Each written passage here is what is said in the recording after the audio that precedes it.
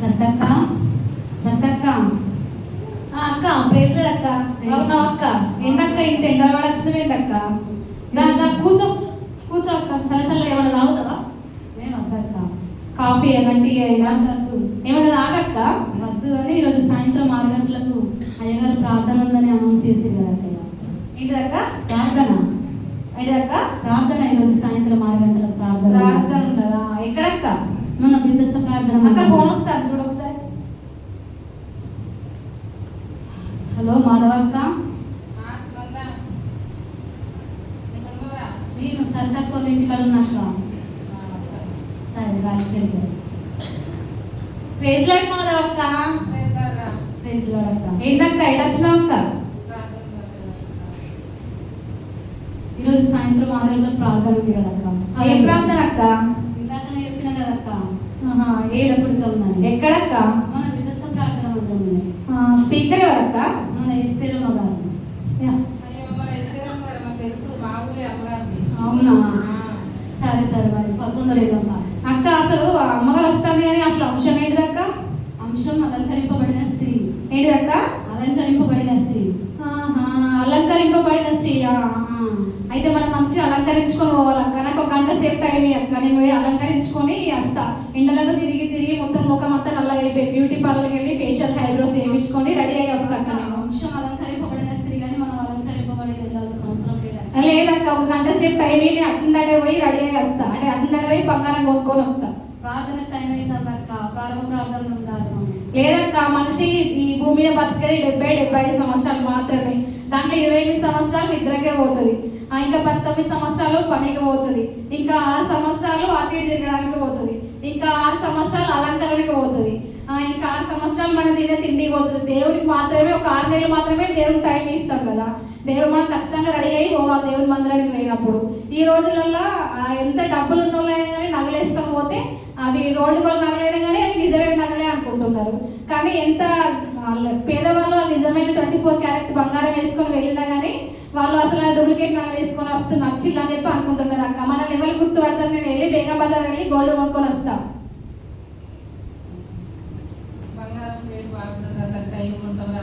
ఏం కాదక్క, బేగం బజార్ పోతే రోడ్డు గోళ్ళు వచ్చేది దొరుకుతుంది. బంగారం వివరాలు ఎవరు మళ్ళీ గుర్తుపడతారా అక్క? ఒక గంట సేపు టైం అక్క. నేను వెళ్ళి కొనుక్కొని రెడీ చేస్తాను అక్క.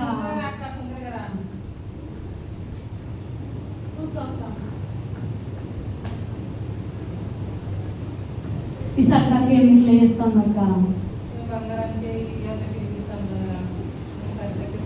నువ్వు కూడా అట్లా అంటాను కదా అక్క.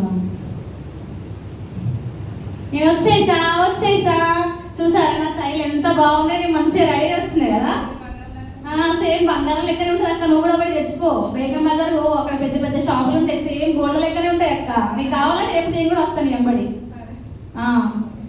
సరే అక్క. ఈ రోజులలో సంఘాలలో మనం వెళ్తే మనకు డబ్బు కానీ బంగారం ఉంటేనే మనకు విలువ అక్క. మనకు డబ్బులు ఉంటే మనకు వాళ్ళ ఎదురుకి వచ్చి ప్రేజ్లాడి చెప్పి కూర్చోమని చేయలేస్తారు అక్క. ఈ రోజుల్లో డబ్బు లేకపోతే విలువ లేదక్క. అసలు నువ్వు అలంకరించుకోవడం ఖచ్చితంగా అలంకరించుకొని మనం వెళ్ళాలి. బైబిల్లోనే మనం చూసుకొని ఉన్నాము కదా. ఎస్తేరు ఎంతగానో రెడీ అయి తన రాజు కొరకు ఎదురు చూసింది. బైబిల్లోనే ఉన్నది కదా. ఎందుకు అలంకరించుకోవద్దని అంటున్నావు? ఖచ్చితంగా అలంకరించుకొని మందిరానికి వెళ్ళాలి. ఎస్తేరు రాణి ఇహలోక రాజు కోసం అలంకరించుకుంది. మనమైతే పరలోక రాజు కోసం అలంకరింపబడదాం. మీకు ఒక వాక్యాన్ని మేము చూపిస్తాము.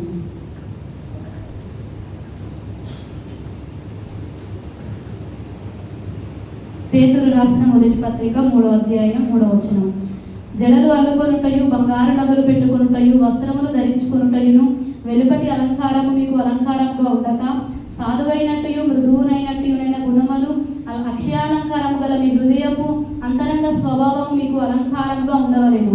అది దేవుని దృష్టికి మిగుల విలువగలది. దేవుడు జడలు అల్లుకోమంట నీటిగా అల్లుకోవాలి. మనం దానికి పూల జడలని సౌరాలని ధరించుకుంటున్నాం. బంగారు నగలని. అయ్యగారు మనకు బంగారు నగలు గురించి ఎన్నో వాక్యాలు కూడా మనకు కూడా చూపిస్తుండ్రు. వస్త్రాలంకనం మనం సాధారణంగా వస్త్రాలు ధరించుకోవాలి. దేవుడిని మనం కనపరిచే వారిగా మనం ఉండాలి. దేవుడు మన వెలుపలి అలంకారం కోరుకోవట్లేదు కానీ మన హృదయ అలంకారమే కోరుకుంటున్నాడు. ఇదే దేవుని దృష్టికి విలువైనది. అవునక్క. మనం మందిరానికి వెళ్ళాం మాధవ అక్క. ఏందక్క మా అమ్మగారే మా ఊరే బాగా పరిచయం అన్నావు కదక్క. నా పేరు నా ప్రార్థన ప్రార్థనకి.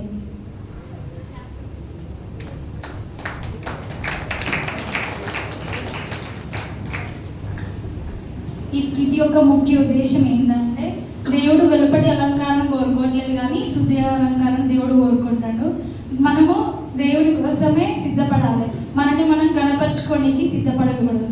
కొంతమంది అడుగుతారు, ఎస్తేర్ రానైతే ఆమె అలంకరించుకుంది కదా, మనం ఎందుకు అలంకరించుకోవద్దని. ఎస్తేర్ రానైతే ఈహలోక రాజు కోసం సిద్ధపడ్డది, మనమైతే పరలోక రాజు కోసం సిద్ధపడుతున్నాం. కాబట్టి హృదయాలంకరణ కలిగి మనం